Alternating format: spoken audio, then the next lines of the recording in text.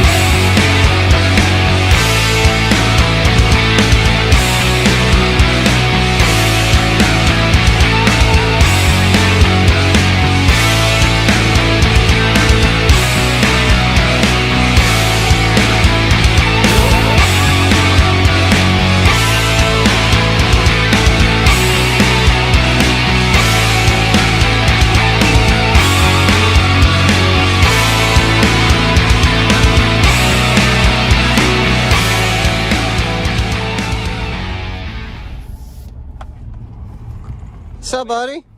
How you doing? Good.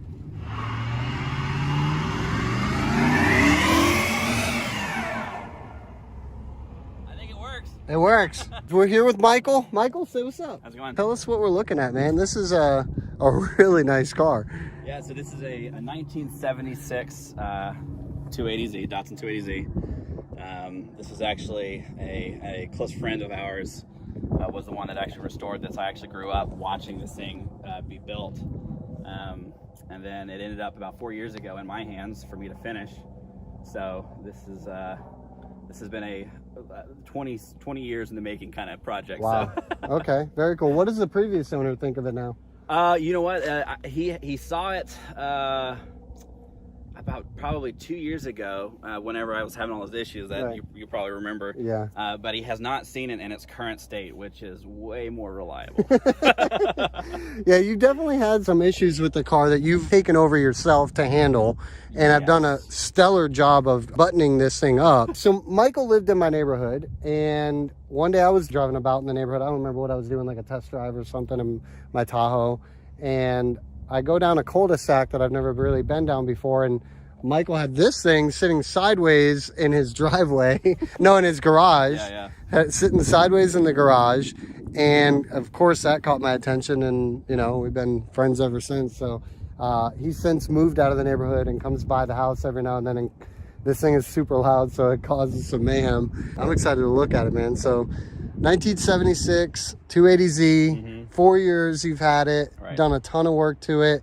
Tell us a little bit about the body and what you've done as far as any type of body work or anything like that. Yeah, so whenever I got the car, it was the shell. So all the paint was done, all the body panels was done. I got the car the way it is. The interior was done. I had 2 engines kind of sitting on the ground, but that's how I got it. What engines were they? There were 2 350s, okay. SBC 350s. So one was an orange block and one was black. So I chose the black because it looked better. Right. So this is actually, I want to say this is number 7 as far as Z's go for the different generations. Mm-hmm. But this is the first one that is actually retro modded. That does not have the original engine in it. But it is now a fiberglass body, so all of the panels have been replaced with fiberglass. The only thing that's original is the hood. That's still the original steel hood, but the scoop itself obviously is a fiberglass scoop. Which is very interesting because this is a functional. It is, yeah. We put a bunch of flags on it all over right here and on the window and everything else because we were having overheating problems, so we wanted to look at how the air movement flows. And we actually, as we're going down the road, we actually saw all the flags turn in and go in, so we know that is a working induction hood. How recent was that? Oh man, a little over a year ago. It was whenever I right. went to Tennessee. Well, that's why I asked, because I remember you were having the overheating problems. Right, and that's a whole story that we'll get into once we get into the engine. Yeah, exactly. So working hood scoop, not the original paint, but the paint was like this when you bought it, right? Right, yeah, and this is pearl metallic silver. Pearl metallic silver. Yeah, so it's not cheap, unfortunately. So when I have to redo the paint, I'm not looking forward to that. Right. The paint was shot in the driveway of the previous owner. He actually shot it himself. So for a driveway shoot, it's not no that way. bad. Yeah. Wow. Not bad. Yeah, it looks really good for it being a driveway. Because of the pollen, so. Yeah. The Silverado isn't looking too good right now. Is this spoiler factory or? No, this is not. So the kit that's on it came with the front and rear bumpers, the spoiler, and then it's got side skirts that I had to take off because it had some problems with the fiberglass. Yeah. But all of that it's one kit.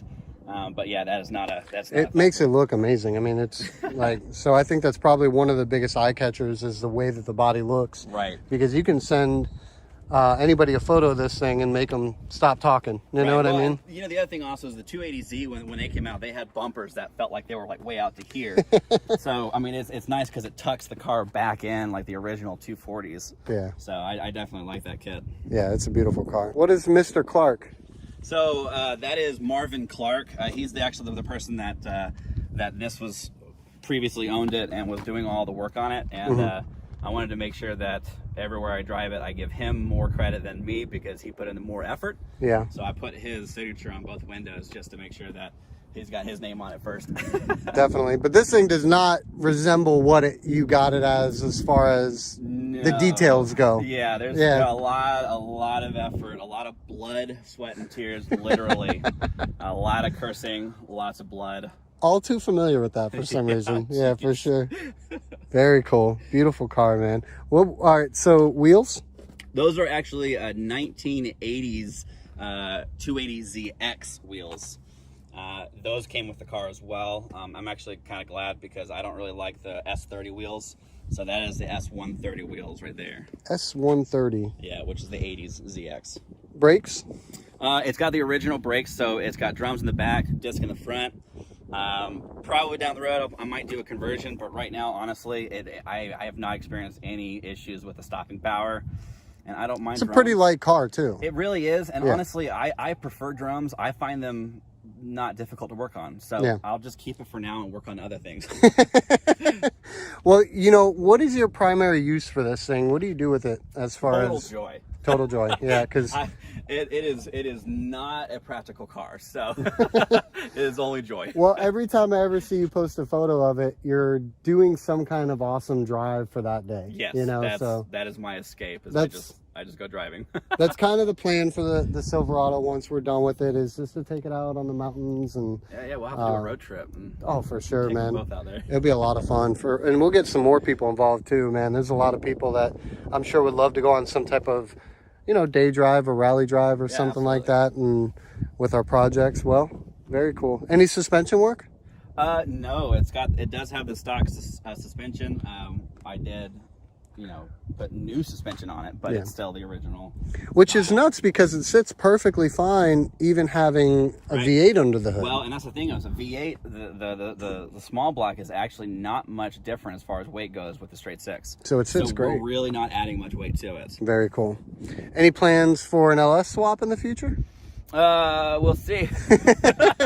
So Michael's That's not where you come into play. Yeah, Michael's not a customer as of yet, but he will be one day, and we've had some conversations about that. But for now, this thing is awesome. She rips really cool. We're gonna go for a ride in it, which I'm excited. But let's talk about the interior, because this thing is not your typical 280Z in here. No, yeah. So the leather itself is actually hand crafted leather interior, custom leather interior from Argentina. The guy who previously fancy. Owned it, yeah. He went down to Argentina and found a leather crafter, and so it's got the seats, the door panels, and the headliner is all leather that was handcrafted down in Argentina. The dash itself obviously is original. It does have a dash cap. As anyone who knows anything about the 280s, they crack really easily. So it does have a dash cap in it. But I retained the factory gauges. As you can see, that's the skillered center console delete and climate control delete. So what I did was I'm a big fan of CarPlay. So what I did was I actually have a Raspberry Pi on the other side, and that's a touchscreen, just a cheap touchscreen. So I actually built a CarPlay unit for it. Let's get in here. Let me sit in here. Kind of standalone stuff you have going on here, right? Yeah, absolutely. So I had a lot of wiring issues with it, bad grounds. There was some melted wiring, and I realized at this point I just needed to rip everything out. So I ripped everything out. Since I was deleting so much stuff, I didn't want to buy a harness, so I made the harness myself. So I went. And you have photos of that stuff, right? I do. So I'll put that in here so you guys can see what he's going through. Yeah. So I did go form over function, because I felt like a car like this. This is actually not even the original steering wheel. A friend on a 280Z group, he had this just sitting there, and he was like, if you want to redo it, you can. And it was like really bad, and this was all faded. So I revamped the steering wheel, but I realized I didn't want the controls all here. Right. So what I did was we actually created all the controls here. So I've got it's actually a Harley key to start the car. Well, not to start the car, but the ignition itself. And then I've got a push button start there. What I've done is my turn signals are here. So left and right. And when they're both up, they're on the same flasher. So then that's my hazards. Right. Yep. These are for expansion later on. I want to do an air circulation system. I don't have climate control, so I'm just going to do an air pump to kind of blow air around. And then this one, eventually, I'm going to have windshield wipers. Right now, there's no motors for that, so that's what that is. So no rain driving right now. No rain driving. No rain driving. So, and then I've got, this is my brights, and then I've wired in for fog lights, and these are actually wired in series. So the only way those come on is if those are on, and if I turn those off, those come off. I felt like that was probably safer for other drivers to actually tag them in. And what center console is this? This is the Skillard. Skillard, they actually make a lot of Z parts, and this is the center console delete, the climate control delete, and then I think the radio delete is what they call this. So those are 3 different parts. Very cool. Yeah. So I was trying to figure out if I was going to paint it or not, and I decided just to leave it. I love it. Yeah. I think it looks really good in its original way. Yeah, it's race car. Yeah. I like the whole, like, it looks elaborate, but then you look in it and you're like, wow, that's some really sharp angles. Yeah, for sure, but it looks amazing. Yeah, so, and then obviously look at the e-brake. Wow. Yeah, the factory e-brake, and it still works, which is good. And then I've got a horn I put there because I don't have it on the steering wheel, so that's actually the horn. Does it work? It does, and it's loud as crap. And then I've got a that's right, isolator. I remember seeing them up front. Yeah. And then I've got an electric isolator, so if I needed to shut off all electrical systems and only isolate the engine itself, I got my isolator switch there. Get you home in a pinch? Yeah. Or if I'm just having some weird grounding issues because I wired it myself, I can actually isolate all that. Very cool. And it's beautiful in here too. What do we got back here? So that is my fuel cell. So let's go back there. The fuel system was supposed to have been redone by a shop. Okay. And they just ruined so many different things on the car. So I ended up making my own system itself. So this is a 20-gallon fuel cell. There's 2 little glove boxes that are actually behind the seats. And what we've done is we've actually run all the hoses into that glove box where the pump and the fuel filters are. and then they're all hardline actually in the car into the engine. So everything is actually above the car, not below the car. Very cool. So now I can actually access it to work on it. But it's got a sled on it, so I can actually lift this up and get to the spare tire if I need to, because original spot underneath it is where the exhaust system is now. Right. And I needed the space for the exhaust, so the fuel system went into the car. Very cool. So it's easy to access. You know, if you're in a pinch and you need to get off the side of the road, still no big deal. Even with 20-gallon tank, lift it up, get the spare tire, get off the side of the road, and keep it moving. We ran the lines inside because we realized when we were underneath it, the lines were either cut or bent, or there was just so many problems with the fuel lines. Yeah. And we thought, you know what, it would just be easier if we just ran it inside. We did hard line, so there's no leaks. Hard line, tucked it in, so it's nice and safe. All right, what do we got here? So this is a first generation SBC 350. It is an iron block. It's got world high flow heads. It has the Lunati Voodoo cam and lifters. I'm trying to think of what else. So it has it's called PFI Systems. They actually create their own conversion kit to go from carbureted to fuel injected. So it's TBI fuel injected now. Really? Yeah. So, and it was awesome because the kit came with absolutely everything you needed. Let me see if we can. So it looks just like a carburetor, obviously. Wow. And you can tell. What company is this? This is PFI Systems. Interesting. Yeah. So they actually create the kit itself. They actually have their own ECU that goes in the car, the wiring harness, all of this right here. This is all their wiring harness that they provide. They provide all the sensors. I mean, everything comes in the kit. So literally all you got to do is just slap it on. It probably took me a weekend to actually get the system up and running, so it was quick. It looks really clean in here. So yeah. So there was a lot of problems. First of all, it had to be repainted, so we did repaint a little bit, but obviously we couldn't pull it out too much. But so the issue is when I got it, I was traveling for work and I was traveling all the time. And I actually, when I took it, I did the wrong thing by paying someone else to actually do all the work on the car. And there was a shop in Canton, Georgia, that I'm hesitant to say the name because I don't want to throw them under the bus, but I spent about $6,000 to $7,000 with them trying to get this thing working, and literally pulled everything out that they did. The only thing that remains out of $7,000 of work is the heads. The world heads are the only thing that remains. But so that's actually fairly common that I hear about that kind of situation where a lot of guys, you know, they don't have the time. Like you were saying, you were traveling for work. And I also didn't know what I was doing. Yeah, that too. And with that combination, you're kind of only left with spending your money with somebody to do what you want to do to the car. And not every time do you get what you pay for, you know? Absolutely. So I have to do a shout out to Glenn with GT Racing 66 up in Livingston, Tennessee. We'll put a link in the description below for him. He's got like a hobby shop, and he's the one that was like, after thousands of dollars and the car still didn't run right, he was like, well, why don't you bring it up to the shop and we'll work on it. Glenn from where? Glenn from GT Racing 66. Very cool. Yeah, so he's a Volkswagen person. He builds rails, but he was like, you know what, I know this stuff too. Let's work on this. So, but we discovered that there was a lot of issues. First of all, the thermostat, the shop that I spent thousands on, they cut the thermostat out. They left the ring, but cut the thermostat out. They also, instead of running a temperature off of the neck itself, it was running off of the radiator. So I was running always cold. Yeah. Well, that wasn't necessarily true. We also had grounding issues where the ground was literally sitting on top of the exhaust pipe that melted through. And I mean, it just goes on. And we probably found the reason why we ultimately ripped out the electrical system was because we found so many problems. Yeah. So it was disappointing, and I don't recommend anyone taking their car to that person. Right. Well, definitely, you know, obviously if you don't have the time and you have the resources to pay someone to do it, just do your research and do your due diligence. And sometimes you're in a pinch, and you know, the thing is it's not 100% proof to be able to do your research and still get what you want. Sometimes they just, you know, stock. Right, and that's the thing is we ended up working on the engine all the way. The whole top end came out, and I didn't know what I was doing. So obviously I had Glenn's guidance, but I did everything myself, and it was terrifying. But I was able to spend much less money and get a car that's actually reliable just doing it myself. Yeah.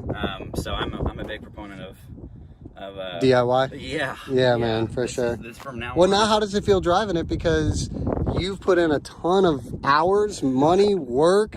I mean, now you get to enjoy it. Yeah, it feels amazing. And, beforehand, whenever you first met me, I was hesitant driving it because I never knew if I was going to be breaking down somewhere. Right. Yep. And I typically did. So now I've got 520 miles now since the rebuild. Nice. And not a single issue with the car. Well, we're going to take it for a ride. But I wanted to go over real quick, what did you need, or what do you know of the swap process itself for a 280Z? Oh, good Because it's going to be very similar to an LS swap, it being a small block Chevy. Right. What mounts did you use? What did you do with the transmission? Is it the stock, all that stuff? So the kit itself is from johnscars.com. They've got kits for different kinds of cars, but specifically he's got one for the Z's. And he provides the engine mounts and everything else for it. So it's all bolt-on. There was nothing that had to be welded. There's nothing else. It was literally bolt-on to get the engine into the car. It sits the way it needs to. It is a 700 R4 transmission, all original. Nothing's done on that one. We've got obviously we've got the ram's horn style exhaust manifolds. Right. And then it's got straight pipes down to Super 44 Flowmasters, dual all the way to the back. But as far as getting the engine in, it's actually very, very easy. It looks like you got all the room in the world to work with. Well, and especially if you don't do accessories. Right. I don't have power steering, right? Which is kind of a beast in the parking lot. But I don't have AC, don't have anything. So this is just the engine, and you've got all the room in the world to get around it, which is amazing. Right. And LSs are lower profile, and they sit even further into it. Very and cool. really, you don't have to modify the hood. It will just shut with an LS in it. So. Yeah, I mean, it was easy. So John's Cars was the one that actually built the kit that put the engine in there. So shout out to him, man. Yeah, absolutely. That's nuts. The drive shaft doesn't have to be custom made, but the one thing I did find out, again, I paid for it, and they couldn't figure it out, was there was a weird rattle whenever you were letting off the throttle. You could hear the rattling, and it was the drive shaft that was not seated inside the transmission. Oh, wow. And when we got on the lift, Glenn, he is just this guru. He looked at it and was like, well, the transmission's too low. And he handed me a piece of aluminum and was like, drill 2 holes and put it in there. So we ended up doing a 2-inch spacer, lifted the engine, and the engine and transmission, and the sound went away, and it lined up directly in line with it. So that's the one thing that the kit didn't come with. Even shops somehow didn't know. Well, those are things that 2-inch lifter. Those are things that people have a really hard time figuring out. You know what I mean? All the little things, and that's why I make these videos and talk to customers and talk to friends and talk about this kind of stuff, because those little things are what matter when people are trying to enjoy their vehicle and they can't because they got some kind of little issue like that. Yeah. And the rattle was horrible. So you drive it down and you feel like the car's falling apart because every time you let off the throttle, it rattles as if it's literally dropping bolts. I bet the Edelbrock logo definitely adds some horsepower, right? Horsepower. No, but I wanted, that's the thing, is I wanted classic American muscle. It's beautiful. And I was like, I got to have the Edelbrock logo, even if it does have an Edelbrock timing chain on it.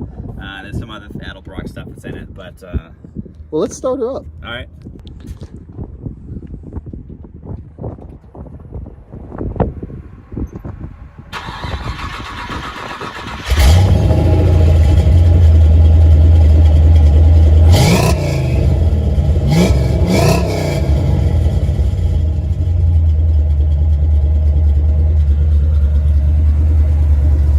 Sounds good. Not bad. This runs really good, man. No ticking, no noises. Wow. Let's go for a rip. All right, let's do it. Let's do it. You guys, I actually, as long as I've known Michael, I haven't actually gone for a ride in this thing. So I'm excited. He's been working on it nonstop, and I'm excited that we can even do this right now. Where's the seatbelt? Yeah, pull slow. It's inertial seatbelt. Okay. So one thing is, this is a B&M Quicksilver shifter. One of the things that we did was we actually welded it to the frame to drop the shifter, because if we actually put it on top of it, it would have raised the shifter pretty high. Oh, really? So it's actually welded from underneath the bell house. Very cool. And then the other thing also is this is as manual as you can get. The reverse lights are actually on their own switch. It's not connected to the transmission, and there's no lockout. So actually, you can start up the car and drive. So you got to be really careful with it. But these gauges. Yeah. So I wanted to keep the stock gauges. So I actually put LED strips around the gauges to light them up, because I wanted to maintain it. The clocks never work, so 5 o'clock somewhere. So we always have to be there.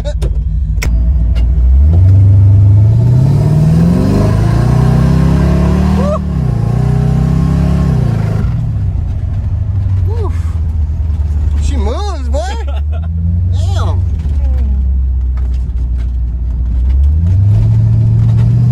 That was a burnout too the whole time. You see that? No, for real? Yeah. Oh, wow, no. I smell rubber, though. That's actually the first burnout I've ever done in the car, because I'm always nervous about it, because I've had so many problems with it. I was always nervous to push the car. It's definitely a little anxiety-ridden when you're out on a freshly built car, especially when you've had issues over issues over issues. Yeah. You know?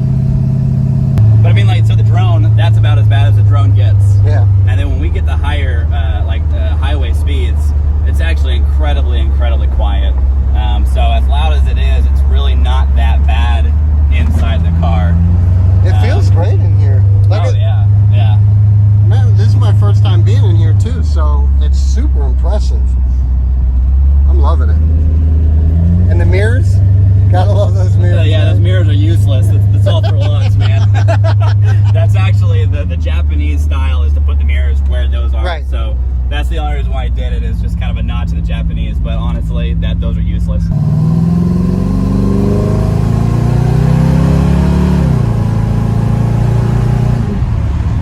And she shifts great. Oh yeah, super smooth.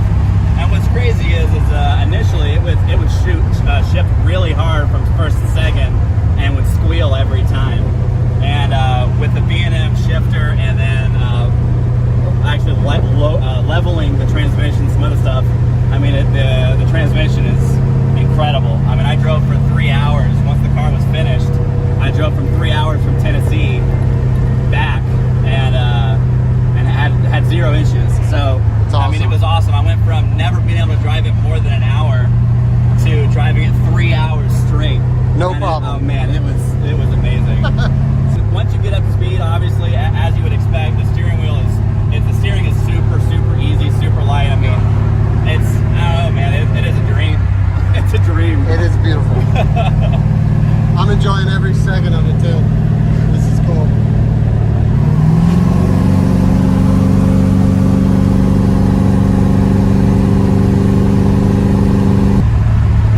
It's so weird because you're in a 280Z, but you don't feel like you're in a 280Z, you know? Well, I've taken it up to triple digits, and it just gets smoother. It's crazy. Like, yeah. I would expect it. You know, it's a death trap. There's no safety in it. You know what I mean? So. Well, we got these things, right? You know? I mean, like, the door panels are thinner than your arm. You know, but when it got to triple digits, it actually smooths out even more. It kind of hunkers down and lowers, and it's great. Feels amazing. It smells really good in here, like a car. You know what I mean? Like. Yeah, you do get out of the car smelling like fumes. Yeah, like it. It reminds you of what's going on around you. Oh yeah. You know what I mean? Oh, yeah. That's the other thing also. Is like I love the feedback of the older cars. So the newer cars with power steering and everything else, you don't really know what's going on with your car 100%. You know, but with this, you can feel everything, and the gas and the brake and the steering. It's just great. It's great. It feels so different than what you'd really expect it to feel like. It feels like I don't even know how to put it. It feels like you're on almost like a rail buggy, right? But with a lot more car and a lot more safer in it. Yeah. Yeah. Like yeah. you could just feel the way that the weight transfers in it and stuff like that. You know what I mean? Yeah, and yeah, it definitely handles different. I've had Mustangs. I had the Camry TRD that I had. I've had a lot of different cars, and nothing quite drives the way this drives. But yeah, it definitely it has its own character. People say cars have personalities. Yeah. This car definitely has its own personality. You have a name for it? You know what? I call it Gizmo. Gizmo is a nickname my brother gave me growing up, and so I've called it Gizmo ever since I got it. So even though it's a girl, because they're fair ladies, I still call it Gizmo. It fits though. It really does. You know what the name for the Silverado is? What? PETA. PETA? You know what that stands for? What? Pain in the ass. It's not going to be an easy one, I promise. They never are though, are they? Oh, no. This one, that's what's great about this, is now that I've put my hands on everything but the inside of the transmission and the lower end of the engine. So at this point, like, I know everything that's happening with this car. Right. And so that's one thing, is I'm no longer afraid of the car, because it's like I've done everything. Exactly. Yeah.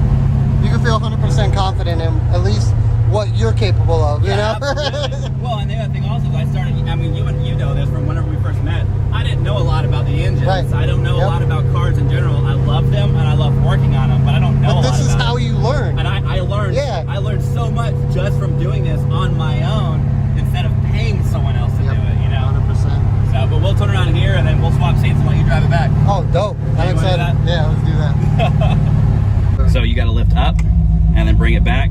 So that's reverse, neutral, now drop it, now bring it back. Wow. That is so cool. Now keep in mind, these are our 70s brakes. Right. So well, I'm sure they're not much different than my brakes on my Silverado right now. Floor it.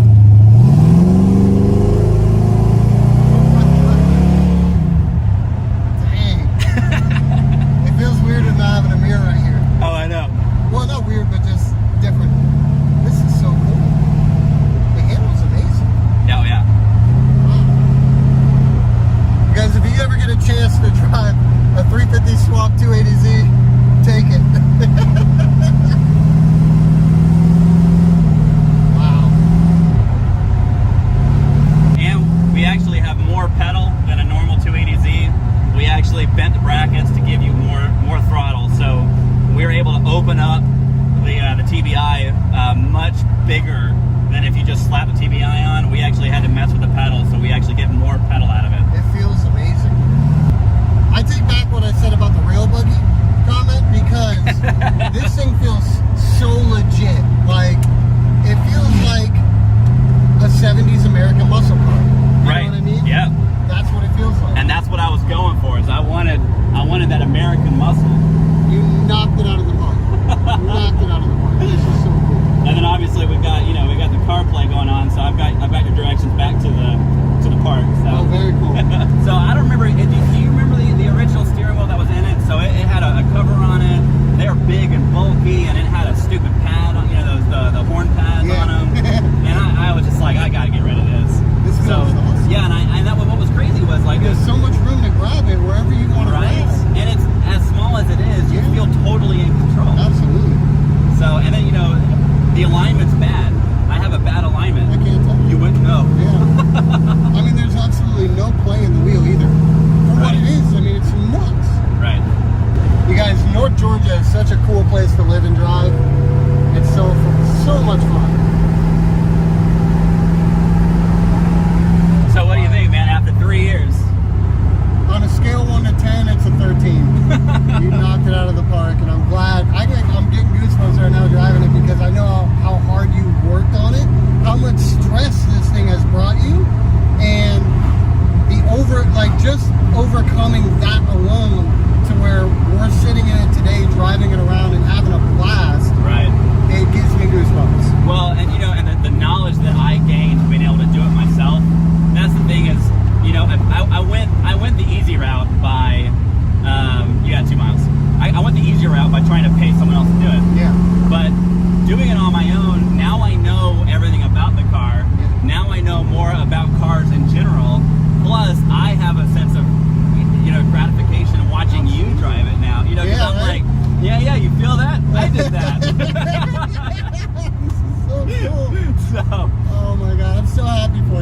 appreciate it. Honestly, I'm so stoked for you. It's not an LS, but maybe down the road. But Hey. now that you're driving it, so let's talk that now. You were giving me a lot of crap. You were giving me a lot of crap for they're on you, man. Yeah, whatever. About having the carburetor. You're like, man, put an LS, and I was like, wait. I got the TBI in there. You were still like, come on, man, you got to get LS. Now that you're driving it. Hey, wait as long as you want, man. This is so cool. Honestly. It's not bad, is it? No, and it's era specific. It really is, Yeah. you know, so I won't pressure you anymore. I promise you. It is an iron block, you know, obviously I could have gone aluminum. A lot of LSs are iron block. Right, and you can My put favorite one is an iron block. well, you can put so much onto them. You know, Yeah. they can take such a beating. So that's why I'm not really worried too much about doing anything more into it for now. I'm just gonna enjoy the crap out of it. This is awesome. And I don't blame you for just enjoying the crap out of it because, number one, you put in so much work and effort, time and money, hard sweat, labor, you know, blood, and this is the payoff. Being able to drive it on a Sunday afternoon, beautiful weather, and having 100% Absolutely. confidence in it. Well, and then and you and I, our friendship started because of the car as well. Yeah. So that's another thing that's fun is being able to have you be able to drive it and actually see what the fuss was about. Well, it's worth every second of it in my book. This is nuts. This is so cool. So we've got my turn signals are actually on one relay. Okay. So they're both, instead of having two relays, it's actually on one. Very simple wiring. I wanted to make it as simple as possible. So right now I got my right on, I got my left on, and then together you've got both of them for hazards. So instead of having some crazy wiring, I have the relay before the switches, and then I power it goes to the, you know. So, and then obviously I got They're my loud. power. They're loud. Let me tell you something about the steering. So I absolutely love the fact that it doesn't have power steering, because when I came around that corner, I had to put some work into it, but the feedback was amazing. Yeah. You know what I mean? Right. Yeah, I mean, as much as, or rather, as little safety and security as the car has, the amount of control that you feel from it Yeah. really helps balance out the fact of you could die any moment. I mean, that view, Right? I love that view right there. This is awesome. I love this parking lot. I've done Yeah, this is the landmark. done a couple donuts in this parking lot. In the Tahoe Hybrid. Oh, really? Yeah. I didn't even know this place existed. You did? Yeah. No, I had no idea. We lived, what, like, what were we? It took me 10 minutes. 5-10 minutes? Yeah, 10 minutes, and I yeah. never knew this place existed. So tell us real quick about the security on this thing, because we were talking earlier, and one thing that really stuck out to me was how you actually lock the car. Yeah, so because of everything that's going on with the build and everything else, and yanking out so much, doing so much to it, I figured it was going to be a pretty heavy target. So I wanted to make sure that it was pre-secured. So it does have a GPS that's on it. The key itself is a Harley key. That's actually what cranks the car. And then the door lock is actually a Solex lock. And so these right here, this is actually what actually locks the car. This is an Australian thing, apparently. So they do locks for Nissan and Infinitis and stuff like that. And I was looking for a decent key because I wanted to do something different. And I saw that people were doing were replacing with the Solex, and they go right in. There was no, I didn't have to adjust anything. They just snapped right in. It's so cool because it's not something you would typically see on a car, number one, and then number two, it's kind of hard to notice. Right. You know, it's one of those little details that it's like, oh crap, okay. Yeah. You know? And the idea was I wanted to make it different enough to where when someone walks up to it, they're like, yeah, I don't want to mess with that. Yeah, I'm not. You know? No, that's too much work. Beautiful car. But something else I want to show. This is the dumbest thing that I'm like, why do keys not have this? So that's a fat key, right? Right. That's a fat key. Yeah. That's a button, and there's a light on there for at night. Oh. You walk up, you can shine the... You don't scratch the crap out of your car. I've never seen it. Like, more keys need a little light so you can see it at night. Absolutely. That thing is super cool. Yeah, very cool. And that's not the only security feature. We're not going to talk about them all because we don't want you guys coming and, you know, seeing if you can get away with it. But I do have a tracker on it as well that's hidden. That's always on, and it has a backup battery. So even if you try to cut the power, do whatever, I'm still gonna be able to track it. And if you can find it, it needs to be on the lift for about 10 to 15 minutes before you'll be able to find the tracker. Yeah. So, Good luck. yeah. Beautiful car. Michael did a great job, brother. Thank you, sir. Absolutely. Well, you guys, I think that's going to be it for this episode. Again, if you are subscribed, thank you so much for hanging out and watching the videos. I really enjoy making these things. I love hanging out with people like Michael, checking out cool cars like this. Gizmo, you did a great job for the video. It was a lot of fun driving. If you haven't subscribed, please click that subscribe button. We're trying to break the YouTube algorithm and push these videos out there, and it really helps if you drop a comment as well. Thank you guys so much, Michael. Appreciate it, brother. Y'all have a good one, man. All right, man. I'll see you later, brother.